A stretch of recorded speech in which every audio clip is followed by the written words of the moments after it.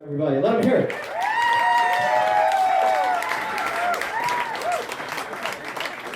Hey everyone, how you guys doing tonight? Good. Isn't it funny that everyone feels like they should ask that question? Like, especially in a setting like this, is your answer really gonna change in the 5 minutes between me and the last guy? Or like is someone here gonna be like, you know what? I'm not having such a good time. Well, I've only got 5 minutes up here, we're gonna have to deal with that after the set. But it's just one of those things that we humans say that doesn't really add a lot of value. Think about a song that you hear in a club, like a Pitbull song, for example. Older people just nod and pretend you know what I'm talking about. You'll sometimes say, I need all my sexy ladies to report to the dance floor. We're halfway through your song, Mr. Bull. All the sexy ladies already twerking on the dance floor. And they need you to call them up. Or like, you know, on a plane, the pilot will say, well, he doesn't do that, he's not Darth Vader. He'll say, good afternoon, ladies and gentlemen. This is your captain speaking. My name is Tom Smith, and I'll be your pilot for this flight to Calgary. Sit back and relax. I'm not sure why you told us your name, buddy. We don't need your name. It's not a self-help group. No one knows you out here, okay? What would be funny, though, is if once he says, my name is Tom Smith, you look to the stranger next to you and go, huh, didn't know he finished his studies in the Middle East. That's a sure way to get yourself kicked off a plane with a black man, I guarantee. But just to double check, though, you guys are doing all right? Yeah? So I moved to Calgary just about a year ago, actually, and I moved here for work. That was the punchline. I moved here for work. But I'm working, though. I'm working, and I actually thought about inviting all my colleagues here to this. But in hindsight, I'm glad I didn't, even though a couple of them are here.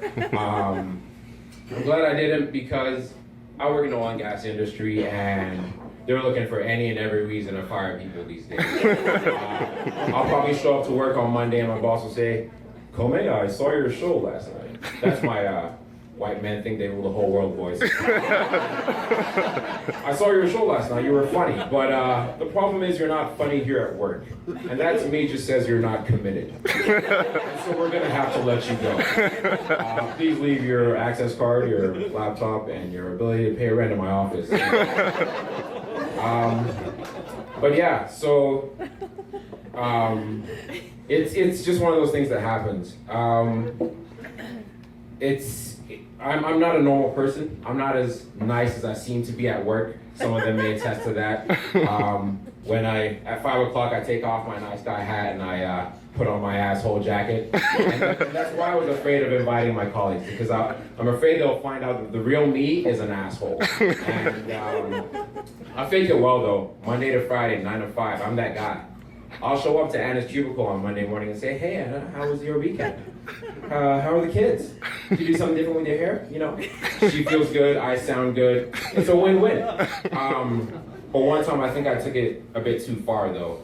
My colleague Faye, it was her birthday. She was turning 45, and I said, what can I say to keep my nice guy meter, you know, where I want it to be? And so I said to her, happy birthday, Faye. How does it feel to be turning 25? See what I did there?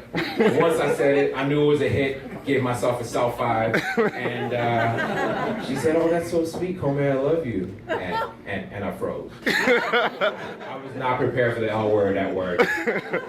Life didn't prepare me for this. And the next 2 minutes was just awkward silence. Unfortunately, the only thing I can think of to say after that was, geez, these oil prices, eh? Safe to say, me and Faye aren't as close as we used to be before, but we're working on it. But it's not my fault, though. Don't blame me. I blame my parents, really. I'm from a very typical Nigerian family where we don't need to do the hugs and the kisses and say I love you. It's to know. Just the fact that we're all still here together and no one's poisoned the other, and that's enough for us. And this was made very clear to me when I was going to university for the first time. Not that I went like a second time, for the first time.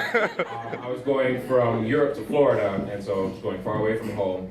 I got in the cab with my dad, and you know, he said, read your books, study hard, don't talk to girls, all that good African dad advice, you know? And I said, for sure, Dad. And I thought, this is gonna get really sappy, I might as well kick it off. So I said, I love you, Dad. And he said, good. I was like, good, you're not even gonna say that? I said, don't worry, Jesus loves you, I pay your tuition, that should be enough. Thank you very much, you guys are great. When I say clap, clap, clap, and clap, tell for you back, guys. Can I go clap, clap?